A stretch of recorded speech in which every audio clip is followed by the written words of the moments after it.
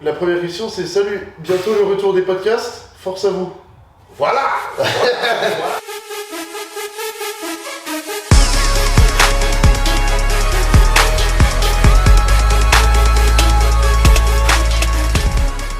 Bah Thomas.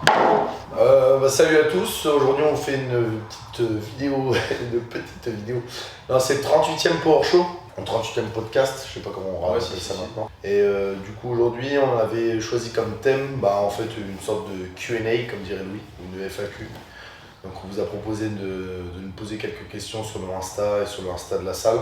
Et donc on a fait une sélection qui va pas forcément être ultra judicieuse, je pense. Il y en a qu'on va découvrir sur le moment, moi je les ai pas toutes lues. Oui voilà, ouais. Parce qu'en fait chacun a des questions respectives et on sait pas forcément ce qui a été posé. Et surtout Louis, je pense que Louis a récolté beaucoup plus de questions que nous. Oui. Après j'en ai beaucoup sur l'altéro, sur j'ai tel défaut sur mon mouvement, comment le corriger. Je vais pas pouvoir toutes les faire mais... Bah non mais c'est pas très grave, ça me dérange pas. La première question c'est salut, bientôt le retour des podcasts, force à vous. Voilà. Voilà. Ah, donc réponse. On a prévu d'en faire un petit peu plus de toute façon dans les podcasts. C'est le seul souci qu'on a, c'est qu'on a pris l'habitude de faire avec des guests et que du coup, pour faire ça de manière pérenne, c'est un peu plus compliqué, alors que si on fait que entre nous, c'est difficile de toujours retrouver des sujets. Première question. Avez-vous fait les Open cette année? Quels sont vos scores? Ah, je veux dire de manière individuelle. Ouais. Vas-y, dis ton parcours. 0. On les a absolument pas fait, on nous a encore posé beaucoup la question cette année de savoir si on faisait les Open. Je me demande si les gens nous connaissent vraiment au final après toutes ces années. Donc non, on ne fait pas les Open, on ne fait pas de CrossFit. Moi j'ai fait les Open 20.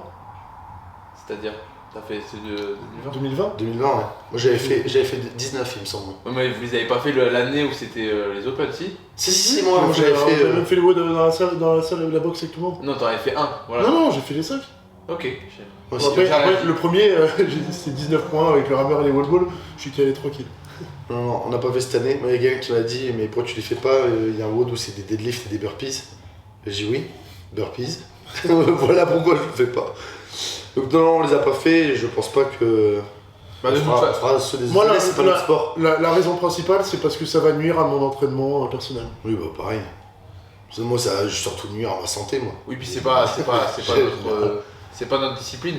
Ce que j'ai remarqué par contre, c'est que les gens ils ont du mal avec le fait de prendre que la partie de la méthode qui t'intéresse. C'est-à-dire que tu es obligé de prendre le packaging complet. Quand tu fais du crossfit, il faut que tu fasses tout.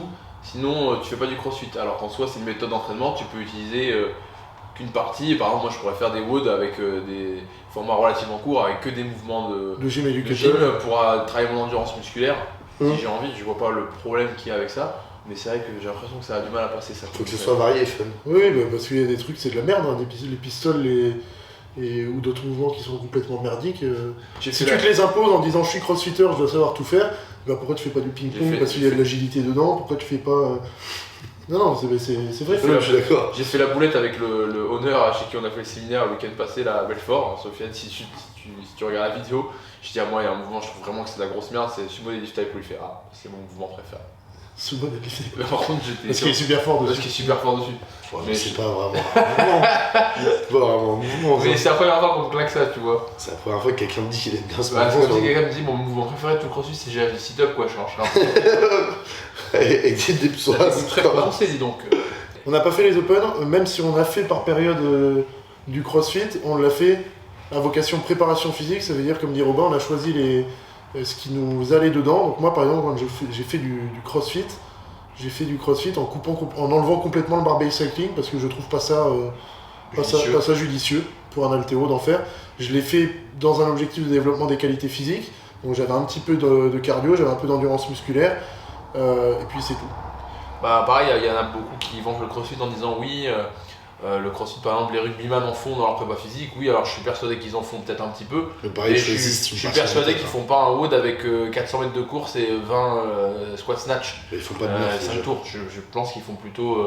Oui, ça va être de l'entraînement en circuit. Ils vont peut-être utiliser la méthode crossfit en utilisant les EMOM, formats 21-15-9, les EMOM ou même les standards crossfit sur certains mouvements, mais ils vont pas faire tout ce qui est dans le crossfit. À part si on est crossfitters de compète. Il n'y a pas réellement d'intérêt. Et donc du coup, moi je passe un message à ceux qui, pas ceux qui font les classes parce que de toute façon ils sont obligés de tout faire, parce que c'est la méthode qui est proposée en cours, mais ceux qui s'entraînent de manière autonome, mais qui font pas forcément de la compète, vous pouvez vous contenter de faire ce que vous aimez bien, en tout cas ce que vous estimez utile pour votre santé et pour votre entraînement. Vous n'êtes pas obligé de faire absolument tous les mouvements et de combler toutes vos lacunes. Alors prochaine question du coup, Louis. Une question, on va dire, un petit peu business, entre guillemets, enfin 2 questions en même temps. Il y a quelqu'un qui nous a demandé si on était ouvert de dire combien on avait apporté comme argent quand on a ouvert PowerCamp il y a 5 ans, quand on a ouvert la salle. Et un autre qui nous demande si le fait de vivre de notre passion ne nous fait pas presque oublier qu'on exerce un métier. Moi ça me dérange pas. Pour la première, je parle. Moi pour la première et la deuxième, il n'y a rien qui me dérange. On avait apporté 45 000.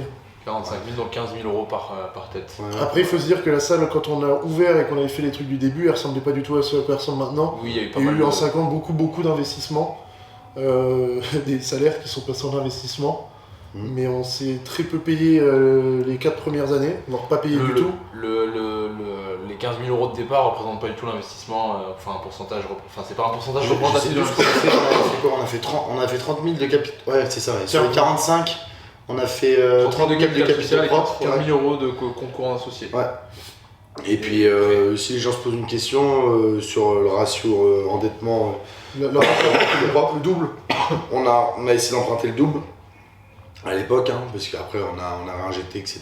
Et ça a été compliqué. C'est-à-dire que c'était déjà compliqué à l'époque, je trouve. T'as appelé combien de banques ? Je sais pas. Je pense qu'on a eu quasiment des dossiers dans 17 banques, un truc comme ça. Et on a une et demie. On n'avait pas un dossier attractif parce que ils considéraient qu'on était des jeunes étudiants qui sortaient d'école, ce qui en soi était le cas. Et du coup, en fait, c'était limite, ils voulaient que ce soit nos parents qui empruntent pour nous. Et si nous, on pouvait pas emprunter en nom propre. Ils n'aimaient pas le fait qu'on soit 3 aussi. Alors qu'au final, c'est quand même plutôt une force, je pense. Et puis pour l'autre question. C'était le but. Oui, c'était le but de faire un métier où on. Mais après. Ça dépend aussi, il y a des trucs dans notre métier qui nous plaisent pas forcément et on les fait justement parce que c'est un métier. Il n'y a pas que du loisir, quand tu nettoies les chiottes tous les soirs, c'est pas forcément Tu es pas en train de te le dire en disant « Ah, c'est ma passion !» Oui, je suis épanoui, oui. Après, moi je considère que depuis qu'on a créé la salle, entre guillemets, je considère que je travaille plus par rapport à la définition que j'avais du travail avant, c'est-à-dire dans le sens labeur, où tu souffles, où t'as pas envie de rattaquer le lundi, ou alors tu te dis vivement le vendredi. Je pense que c'est pareil pour vous, mais moi j'ai pas réellement de notion de. En fait, c'est le week-end, vite, c'est le week-end, moi je m'en fous. J'ai plus ce qu'on appelle, ce que les gens peut-être appellent le Sunday blues et l'excitation du vendredi soir en me disant super ce soir gros stuff, et puis le jeudi déjà me dire que c'est presque fini. Voilà, ça moi personnellement je l'ai plus depuis. Surtout qu'en plus par rapport à nos emplois du temps, moi je peux avoir une notion de week-end, je parle en termes de temps libre et de loisirs. Moi je peux avoir ça le mardi, le mercredi et pas forcément samedi, dimanche quoi. Donc, ce que j'ai limite maintenant moi, des fois ça malheureusement ça peut m'empêcher de dormir, c'est de l'excitation. Plus que de l'appréhension, je peux être. Après, j'essaie de faire ça. Ça, c'est ta méthode. Après, je peux avoir du mal à trouver le sommeil le dimanche soir parce que je suis excité que la semaine reprenne et que je sais qu'il va y avoir plein de choses qui vont être mises en place. Voilà, Après, en quantité de travail par rapport au métier qu'on a pu exercer avant, moi je bosse beaucoup plus parce qu'il y a le temps de présence à la salle. Plus quand t'es chez toi, en fait, t'es sur ton téléphone, on te pose des questions. On a encore des comptes Instagram qui nous permettent de répondre à la plupart des questions qui nous sont posées. Plus le fait de faire des programmes, les vidéos, tout ce qu'il y a, en quantité et en temps de travail, c'est largement supérieur à ce qu'on faisait avant. Avant, tu avais un métier qui te faisait chier, mais quand tu sortais du travail... Oui, en fait, tu avais plus la notion où tu entamais une tâche et après tu coupais. Alors que là, en fait, alors que oui, c'est vrai que là, moi, en fait, je peux pas dire réellement quand je travaille à fond, parce qu'en fait, c'est une disponibilité presque permanente. Moi, je sais que là, le temps de travail, le nombre de fois, on vient sur nos jours off, on vient à la salle, on bosse quand même.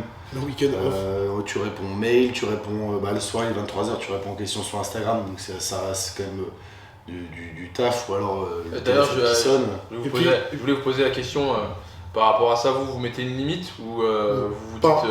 Parce que moi maintenant j'ai décidé il y a quelques semaines, en gros d'avoir des plages horaires où je réponds aux messages et que le soir, à partir du moment où je suis rentré chez moi, je peux répondre à Instagram ou à mes amis. Par contre, tout ce qui est lié à mon travail, je réponds le lendemain. Et en fait, je pense que le problème, c'est que les gens sont pas habitués à faire ça. Et même moi, j'ai un espèce de malaise du fait de dire j'attendrai demain. Oui. Parce que j'ai l'impression que la personne, elle s'impatiente. Alors qu'en soi, il n'y a rien de. Il n'y a pas d'urgence. C'est vrai, il n'y a pas d'urgence, il n'y a rien 21h30. d'extraordinaire à vouloir avoir sa soirée et pas répondre à des questions sur les muscle-up ou sur le snatch. Toi, je sais pas, moi j'ai pas de créneau, mais par contre j'ai 2 boîtes, j'ai la boîte générale et principale. Dans la boîte générale, j'ai les athlètes que je suis en prog et les potes. Et dans l'autre boîte, j'ai toutes les questions qui vont être relatives à l'entraînement ou autre, parce que souvent quand une personne te pose une question, elle va t'en reposer une la semaine d'après, le mois d'après, c'est des habitués des questions. Et eux, je les classe dans la boîte générale et je traite cette boîte pareil de temps en temps. Mais sinon, j'y touche pas. Et je continue un peu ma digression parce que je pense que ça peut peut-être intéresser les coachs qui regardent. Est-ce que vous pensez que c'est bien pour un coach de répondre à des questions sur des sujets bien sûr liés à l'entraînement à des gens qui ne sont pas encore ses clients, mais de prendre vraiment un temps pour faire ça et de pouvoir par exemple avoir des conversations où il y a entre 3 et 5 échanges avec quelqu'un qui n'est pas client de la personne. Ouais, il y a plus que ça. Non mais justement, parce que je sais que toi tu le fais. Loco, t'es sérieux, il fait bouger la caméra l'autre avec le tapis. Donc ouais, est-ce que vous pensez que c'est judicieux pour un coach de faire ça ou est-ce que c'est parce que vous pensez qu'il peut attirer des clients comme ça ou c'est une perte de temps? Je pense que attirer des clients, pas trop, parce que les Français aiment bien le gratuit. Enfin, je sais pas si c'est les Français ou tout le monde, mais t'en as qui abusent. Moi, ça m'est déjà arrivé, quelqu'un m'envoie un message, salut, regarde mon. Et encore, salut, c'est quand ça va bien. Regarde mon squat, qu'est-ce qui va pas? Je lui réponds, à un moment, je prends 5 minutes à répondre avec des audios. Donc le mec est content, normal. Et un jour après, il me renvoie un message, une autre question. Je vois son message, je le remets en non-lu en me disant je vais répondre plus tard. Et il m'envoie des points d'interrogation ou alors merci pour le vu. Donc là, je bloque. Oh, j'ai déjà fait, j'en ai 7 ou 8 que j'ai déjà bloqués. Ils sont enculés. C'est ça, c'est vraiment, je t'ai accordé du temps, va te faire enculer. Et puis surtout, il y en a qui ne mettent vraiment pas les formes, comme tu dis. Il y en a, ils t'envoient les vidéos pas découpées, donc il y a la barre. Et puis pendant 30 secondes, il y a un plan sur la barre. Et puis le mec met ses chaussures pour gorger. Ça, tu regardes pas? Bah en fait, je dis si je suis un pain. Je dis à la personne de m'envoyer la vidéo coupée.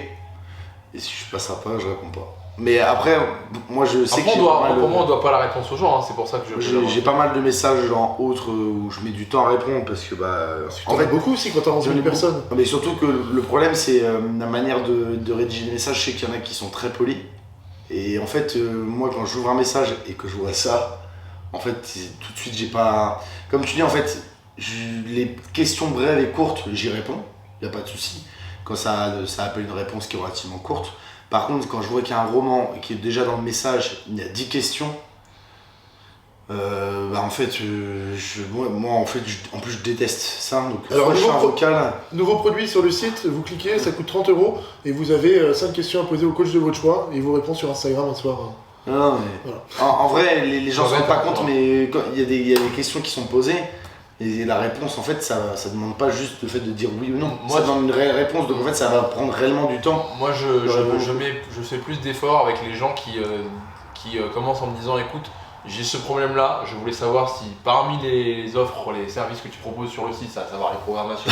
Tu m'étonnes que tu réponds. Bah oui, mais justement, parce que la personne, au final, je réponds à sa question. J'ai un problème sur mon squat. J'ai un problème sur mon ring muscle, pardon, ça va plutôt être ça moi. Est-ce que je t'ai mis une vidéo, est-ce que tu penses que ta programmation elle va m'aider à débloquer le problème? Et là je regarde le problème et pour le coup j'essaie de rester le plus honnête possible, je dis à la personne, je l'ai encore dit hier, c'est écoute ma programmation, vu le problème que t'as, le que t'as à faire, c'est de pas la prendre et de te filmer et de te faire corriger par un coach. Oui, complètement. Là au moins c'est un échange qui je trouve est correct parce que la personne elle fait l'effort, elle sait qu'elle est pas cliente, elle pose une question, elle est pas pour vendre l'intérêt, voilà. T'es pas là pour vendre des chichas quoi. Moi ce que je réponds souvent c'est salut, je vais répondre à ta question, mais j'ai des athlètes qui payent pour ce service-là parce que j'ai des athlètes à qui je fais des programmations personnalisées. J'essaye de leur accorder le plus de temps possible et je leur accorde déjà pas le temps que j'aimerais leur consacrer. Donc je te réponds à cette question, mais malheureusement je pourrais plus le faire à l'avenir parce que le temps que je consacre comme ça sur mon téléphone à dire tiens il y a tel problème sur ton mouvement, il te faut tel aspect, changer tel aspect sur ta diète. En fait, il y en a qui payent pour ça, donc je peux pas me permettre de répondre gratuitement à des personnes alors qu'il y en a d'autres qui font ça. Ouais, après, comme tu dis, ça dépend aussi de la fréquence et de la question. Moi, il y a des personnes, des fois, je réponds, il n'y a pas de souci. Mais si je vois que la personne elle me pose une question par semaine et à chaque fois, en fait c'est quasiment un accompagnement qu'elle demande et pas juste une réponse à une question. Si tu sors en fait des limites de l'échange simple que tu passes dans le coaching. Après, je suis d'accord avec Louis que je sais pas si c'est en France, mais j'ai la gratuité parce que nous, on a pas mal de professionnels de santé type kiné, ostéopathe. Et c'est un peu, est-ce que tu peux checker, j'ai un peu mal là, ça va 5 minutes, est-ce que tu peux me faire une petite séance vite fait? C'est toujours ça la petite séance vite fait. Et je pense que les kinés et les ostéos, c'est les professionnels de santé, en tout cas les métiers, que les mecs disent le moins quand ils rencontrent des gens. Parce qu'en fait, à chaque fois que tu vas quelque part et que tu te dis Ah, on verra. Dans la vidéo, ça m'intéresse qu'il y en a qui disent s'ils sont ostéo ou kiné. Mais je suis sûr qu'à chaque fois qu'il y a un mec qui se prend dans un endroit, même en soirée ou ailleurs, qui dit moi je suis ostéo, il y a toujours un mec qui dit ah putain, tu sais qu'en fait, quand je me torche le cul, j'ai un peu mal là. Ma copine est médecin généraliste, elle m'a déjà demandé plusieurs fois de ne pas dire qu'elle est médecin généraliste quand j'arrive quelque part. Ah, pour les ordonnances. Parce que les gens lui demandent des ordonnances, etc. Donc, tu dis que t'es proctologue. Tu me fais aussi avec eux. J'en ai une qui est bien. Parce qu'il y en a, c'est de la merde. Hein. Mais une qui est bien. Power Camp dans 10 ans, ça sera. Et après, il y a écrit à nous de compléter. Tu commences ou Attends, même question, pour lier avec cette question-là, j'ai quelqu'un qui a demandé si on comptait franchiser Power Camp pour nous développer partout en France. On peut déjà répondre à la franchise. Moi non. Moi non plus. Pas. De toute façon, même si franchiser c'était un souhait, ce serait quand même compliqué pour nous parce que notre business model, il repose vachement sur nos 3 personnalités et le fait que chacun ait développé des compétences bien particulières sur une discipline. Même si ok, il y a un mode de fonctionnement à la salle, on est équipé éco, la salle elle a une gueule, on arrive, on sait très bien qu'on va rentrer, on va avoir les plateaux haltéros. Ça ok, à la limite on pourrait le franchiser, mais on va pas répliquer, on va pas dupliquer Marin, on va pas dupliquer Louis. Voilà, ça c'est. Et on pourrait à la limite le faire, c'est-à-dire former les personnes, mais ça nous prendrait un temps monstrueux. On n'est pas sûr en plus que la personne elle soit aussi bien. Je suis pas convaincu qu'en formant un mec pendant 25 heures, que le mec va avoir le même œil que Louis pour voir les défauts dans le Oui, après si tu vois. Je suis pas persuadé qu'un mec, ce qui fait aussi que la salle elle vend, c'est qu'il y a Marin, il a sa personnalité, il fait des blagues, etc. Il a sa façon d'être. On a déjà essayé, il a 2-3 petits fils. Il a des fils à la salle, des gens qui sont des Marin wannabe. Ça se passe pas bien souvent. Ça part en couille après. C'est parce que mes blagues sont subtiles. Ouais, c'est ça. Donc pour la franchise, pour moi, c'est au début, on y a pensé quand même. Ouais, mais après, je pense qu'on s'est rendu compte aussi que. Bon, on y a surtout pensé pour la vie au début, et en fait, on s'est dit. Qu'il y a plus de leviers à faire, entre guillemets, même des profits, en essayant de développer tout ce qui est la marque, les programmations, les séminaires. La structure en elle-même, c'est de faire en gros avec le branding quoi. Plutôt que de venir se rajouter des charges à rouvrir une structure. En fait, déjà, je pense qu'il y a pas mal de gens qui se posent des questions aussi, je sais pas si c'est dans ce style-là, mais sur ouvrir une salle, il y a des gens qui un peu nous demandent comment vous avez fait, etc. parce qu'eux, ils aimeraient le faire. Moi, je considère qu'une salle de CrossFit, c'est pas le truc le plus rentable du monde. C'est-à-dire qu'en fait, si vous voulez faire ça pour faire de la thune, c'est pas. Il y a énormément de trucs pour faire de l'argent. Tu trouves un bon filon de dropshipping et tu vends des. Parce que tu vends des plus carottes sur. Avec de la c'est ultra chronophage déjà. Ça te prend du temps de ouf. C'est comme quand tu travailles dans la restauration. Et puis en vrai, on va pas se mentir. Tu regardes, nous on a quand même une certaine visibilité, etc. Ça marche quand même pas mal par rapport à d'autres box. Et c'est pas ça qui nous fait du tout le revenu quoi, tu vois. Non mais de toute façon pour moi il y a un problème de base parce que si on regarde par exemple, on en parlait hier avec un adhérent qui lui travaille dans une salle type fitness, ils ont 1500 adhérents. L'abonnement je crois que c'est 35 balles par an. 35 euros. Les salles de CrossFit, il y a la moyenne entre les salles de CrossFit c'est entre 150 et 200 adhérents. Sauf que l'abonnement il est pas 10 fois plus cher. Déjà en fait le modèle de rentabilité il marche pas, en moyenne c'est 3 fois plus cher. Donc pour moi déjà dans le postulat de base du CrossFit, il y a un problème, il faudrait que les prix montent significativement. Le problème c'est que le niveau de coaching et le niveau de qualité est trop aléatoire pour que les gens aient confiance et mettent ce prix là dès le début. Mais pour moi le CrossFit ça devrait être beaucoup plus cher pour que les owners puissent faire ça décemment. Je parle même pas pour en faire plein de thunes, je parle plus pour vivre décemment et avoir quelque chose de correct. C'est quoi la box en séminaire la plus chère que vous avez fait Moi je crois que c'était en Suisse. Après c'est le mode de fonctionnement aussi un peu différent parce qu'il y a des salles où en gros c'est en fonction si tu prends un watt de. Non je parle un truc illimité. Le truc illimité, je crois que c'était à Genève et il me semble que c'était dans les 120. Moi c'était 100. Le week-end on était à Belfort là, ce qu'on a fait c'était 105. 105. Moi j'ai fait 275 livres. L'abonnement illimité. 275 livres le mois. Par an. Ouais parce que c'est en Angleterre. On en a déjà parlé, pour moi aussi ça vient du fait que en France le sport est avant tout associatif, en tout cas dans l'histoire des sportifs des gens, donc ils sont l'habitude de payer leur licence de judo 90 €. Comme les gens il y a 2 personnes qui sont venues hier qui m'ont dit c'est quoi les prix. Et je leur ai dit les tarots de la salle. Et ils m'ont dit oui, Basic Fit et Fitness Park c'est 20 €.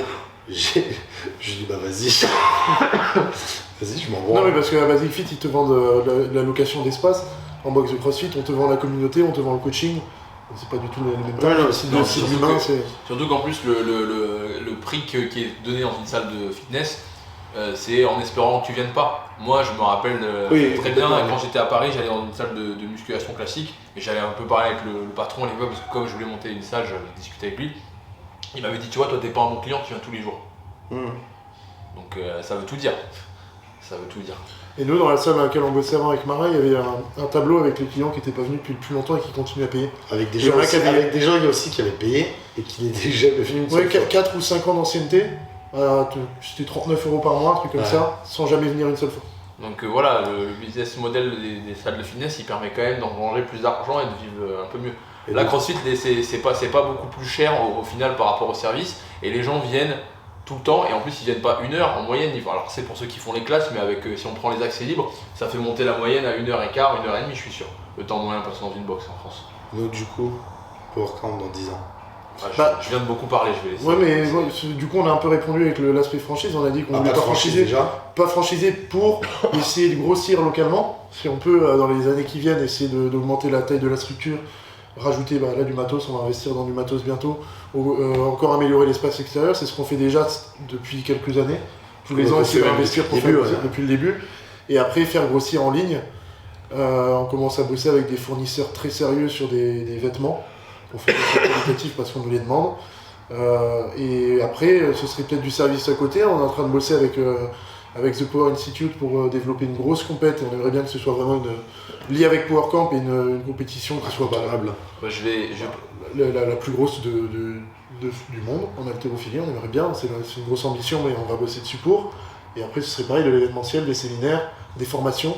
Bon, moi, tout ça, pour résumer, c'est parce que là, tu as donné un peu les applications concrètes. pour moi, plus en termes manière un peu plus, pour répondre de manière un peu plus philosophique, je vais utiliser des anglicismes, mais ce serait qu'en gros, on continue à faire ce qu'on a bien fait depuis le début, parce que ce qui fait que PowerCamp ça marche, c'est qu'on a bien fait ce qu'on appelle le branding. L'image de marque a été hyper bien travaillée, elle est très identifiable, et on a créé une culture. Alors, en fait, c'est juste, pour moi, continuer à faire grossir cette culture, qu'en fait, PowerCamp, ce soit une façon de s'entraîner, une façon de s'habiller, une façon de manger, entre guillemets, je sais pas, sans aller dans les extrêmes, j'ai pas envie de créer un culte, mais que en gros PowerCamp se soit associé vraiment à une façon d'évoluer dans sa vie de tous les jours, et c'est ça qui plaît, c'est ça qui fait que le CrossFit ça a marché, et je pense que c'est ça qui fait que et c'est ça qu'on transmet aussi parce que ce qu'ils aiment les gens par exemple, c'est PowerCamp, c'est les mecs qui font de l'haltéro et qui s'entraînent là le week-end et qui se font des heavy Friday et qui après se font un barbecue, c'est le mec le honneur qui arrive avec sa voiture de sport américaine, c'est chien qui va faire du gros squat, c'est les mecs qui sont hyper techniques sur la gym, tu vois, en fait il y a toute une culture qui va. Oui, il y a quand même le côté sportif, faut insister dessus. Moi j'ai envie de sortir des bons haltéros. Voilà, on a tous envie de garder le côté sportif, mais je pense que ce qui nous plaît aussi, c'est le côté un peu mode de vie, art de vivre. Comme quand il y a des mecs qui arrivent ici pour la première fois et qui voient des gens se faire tatouer dans la salle, et il y a 2 tatoueurs qui sont en train de bosser. À côté, t'as des mecs qui font un basket, t'as d'autres personnes qui s'entraînent, les mecs qui phasent. Moi j'ai envie que dans 5 ans, quelqu'un qui achète un t-shirt PowerCamp, il l'achète parce qu'il y a tout un délire qui va avec, et c'est pas juste parce que c'est de l'haltéro ou de la force, c'est qu'il y a encore une fois il y a une culture qui est derrière, et voilà.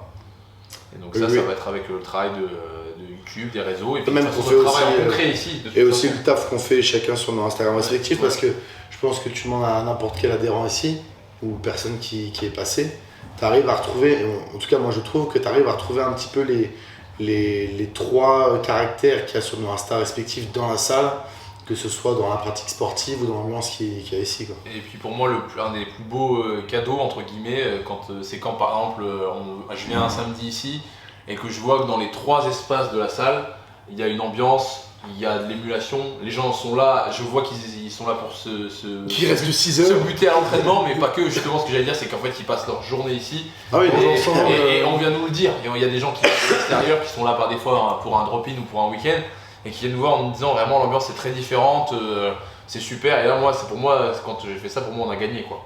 Les gens aiment bien passer. Ça veut pas dire que c'est comme ça tout le temps, mais parce que les gens me demandent, ils disent c'est comme ça tous les jours. Je dis bah non, c'est pas comme ça tous les jours, c'est jamais. L'ambiance elle n'est pas égale d'heure en heure, mais on a quand même souvent des moments où il y a une ambiance assez particulière. Tu viens le samedi ou même le vendredi après, quand il fait beau, tout le monde qui est dehors, etc. L'ambiance c'est quand même méchant, quoi, c'est sympa. Donc voilà. dans 10 ans, ça, mais encore plus fort. Voilà, on sera en 2032. Ce sera la seule différence, les bons. On sera vieux aussi. J'aurai 42 ans. C'est chaud. La suite, C'est chaud. t'en as toi? Bah, je viens de la poser la mienne. T'en veux une autre? On fait le retour. Est-ce que vous voulez qu'on fasse le oui ou non là? Allez, vas-y, on peut faire quelques Tu oui. préfères? Oui ou non ou juste un terme ou externe? Bon genou ou genouillère?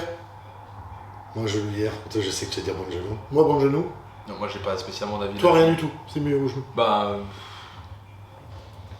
pour le peu de flexion de jambes que je fais dans ma vie, je vais pas mettre des genouillères. Après, tu parles pour la pratique ou personnellement?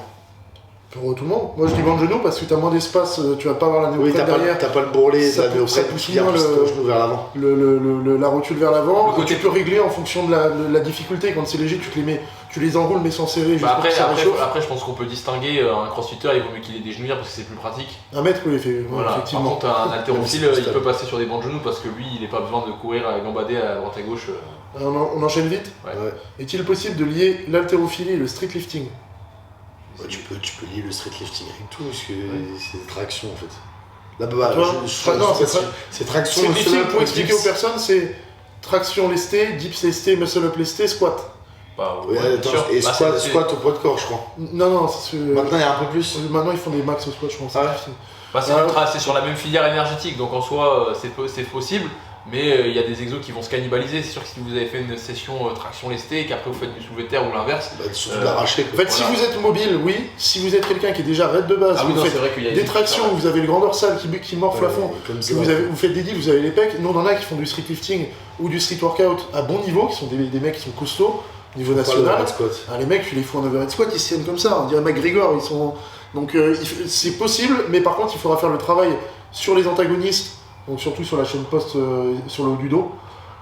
Et de mobilité pour garder cette Non, ouverture. parce que les gens le sortent un peu. Alors je pense que les gens qui suivent la chaîne quand même et qui font de l'haltérophilie le savent, mais peut-être la personne qui a posé la question, elle s'en rend pas forcément compte que les haltérophiles, le haut du corps est pas forcément ultra développé. On a l'impression qu'ils sont costauds parce que de toute façon avec ce qu'ils font en squat, etc., ils prennent en muscle de partout. Ils ont solides des épaules et Voilà, surtout mais c'est quand même, ils ont quand même On n'a pas un de haut du pec. corps. Non, mais ils ont quand même un haut du corps. Voilà, il n'y a pas de pec, il n'y a pas un pas de bras. développement. La ceinture scapulaire n'est pas ultra développée. Je suis haltérophile. Mais pour répondre, on fait des dips et des tractions en assistance quand on fait de l'haltéro. Sur du graduat. C'est des gros mouvements d'assistance, mais par contre, on n'en fait pas non plus avec vocation à performer le plus possible dessus, parce que, comme dit Robin, ça va cannibaliser les mouvements overhead.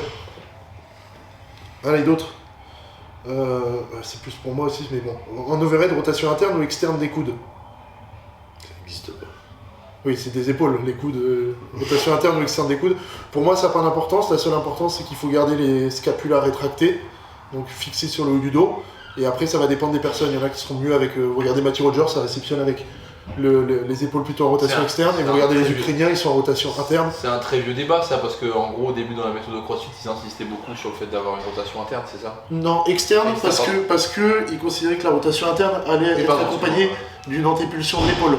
Donc ce qu'on veut, c'est que la tête de l'humérus reste en place, donc ça peut se jouer sur les scapulaires rétraction. Après, que ce soit un peu plus ouvert ou fermé, ça va dépendre de la C'est pas structure. Torocti aussi qui disait ça?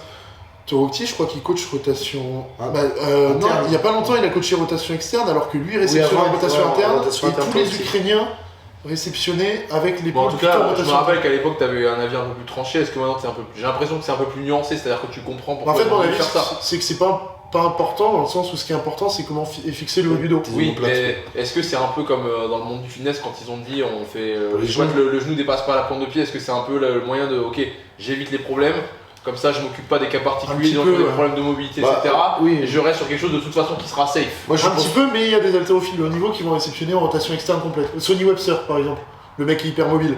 Vu qu'il est tout droit dessous, en fait, lui, il est tellement vertical sous sa barre qu'il s'en fout comment Oui, il les s'en épaules fiche, sont oui. placées. Il va réceptionner. Si vous êtes penché en avant, essayez d'aller chercher une rotation externe sur l'épaule, à part vous Voilà. l'arracher.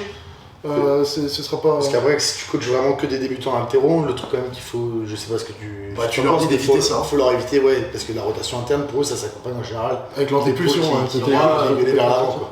L'époque où j'ai fait un tout petit peu de snatch, je me rappelle, je m'entraînais avec Sofara Et je m'entraînais que avec les chaussures altéro parce que j'ai une mobilité de cheville. Est-ce que tu t'entraînais avec la même barre? Toute pourrie, ouais, exactement. En plus de ça, 2 fois plus humiliant. Et elle avait insisté, je sais pas pourquoi, pour me dire vas-y mets tes Metcon comme ça pour le haut, ce sera mieux. Et en fait, avec les Metcon, forcément, j'avais moins de mobilité de cheville, donc je me suis penché, donc l'épaule. Ouais, tu te faisais mal. Donc voilà, ça peut aussi arriver par un manque de mobilité, pas que thoracique au final, parce que moi au niveau du corps, je suis plutôt. J'ai eu des questions d'ailleurs sur les chaussures. Si on se sent mieux à plat pour squatter, est-ce qu'il faut se squatter sans chaussures? Est-ce que ça va développer sa mobilité de squatter sans chaussures? Et est-ce qu'on a notre avis sur les pompes en squat? Pour moi, ça, je vous laisse. Pour moi, les lifters, c'est que le truc obligé quand tu squattes, parce qu'à partir du moment. Alors, obligé, c'est fortement conseillé, parce qu'à partir du moment où tu as des lifters, tu vas venir, on va te réduire le manque de mobilité de cheville que tu peux avoir. Et ce qui fait automatiquement, comme tes genoux avancent plus, tu auras le buste qui va être beaucoup plus vertical. Donc le fait d'avoir des lifters va empêcher ton tronc d'être plus incliné vers l'avant. Après, ça dépend de ta morpho. Tu as des personnes qui vont être très breathing et qui vont pas ressentir énormément le problème, puisque automatiquement leur buste penchera moins vers l'avant, puisque leur cuir ira moins derrière. Et les personnes qui sont gaulées comme des chaises longues, eux pencheront beaucoup plus. Mais moi, la dernière fois, tu regardes tous les mecs qui font de l'haltéro à haut niveau, qui sont hyper mobiles et breathing, eux, ils mettent quand même des lifters. C'est-à-dire qu'en fait, ils vont venir aller chercher l'aide au maximum pour être le plus vertical possible. Après, je sais pas si vous êtes d'accord avec moi, mais pour moi, squatter pied à plat, ça va pas développer excessivement la mobilité de cheville. Ça va plus développer la mobilité au niveau des hanches, parce qu'on va un peu plus s'asseoir. Par contre, en tout cas, sur les périodes où j'ai squatté en Metcon et les périodes où j'ai squatté avec des lifters, je sentais que ça me raidissait les chevilles de squatter en Metcon parce que mes genoux avançaient moins et du coup j'avais moins de contraintes avec le genou avancé et moins d'étirement. Et plus de tension dans les hanches. Moi j'ai essayé quand même, je dis que je peux pas, c'est une question à laquelle je peux pas répondre, mais moi j'ai un moment j'ai essayé de resquatter un petit peu et de le faire pieds nus. Parce que moi j'ai des délires, des fois je me dis bon allez on va faire un entraînement minimaliste, je vais mettre pas de genouillère, pas de ceinture, pas de chaussures, pour faire comme à la gym ou comme j'ai rien, et pour que ce soit, il y a T'es un peu de Liver King. Voilà, c'est ancestral de la salle. C'est ça, pour qu'il y ait un transfert sur ma gym. Et je me suis vite rendu compte que c'était une très mauvaise idée parce que de 1 j'avais pas assez de mobilité, donc du coup forcément je m'en trouvais le cul en arrière, sachant que je suis déjà longiligne. J'avais pas l'impression que ma mobilité de cheville s'améliorait. Et en plus, toi t'es pas très mobile de cheville. Je suis pas mobile de cheville du tout. Et en plus pour mes genoux c'était pas terrible parce que la forme de mon pied, parce que c'est ça aussi, il y a la forme du pied à prendre en compte. Moi j'ai le pied qui est creusé ici à l'intérieur, donc en fait j'avais le pied qui s'effaçait à l'intérieur et les genoux qui rentraient. Juste parce que j'étais pieds nus, alors que ça en chaussures je l'ai pas. Donc dans mon expérience personnelle, c'est vraiment pas pour tout le monde quoi. Faire pieds nus, c'est. T'as pas le châssis de la semelle qui maintient Après, il y a des gens. Hors saison, pourquoi pas. Si vous êtes haltéro, le squat c'est un outil pour l'haltéro.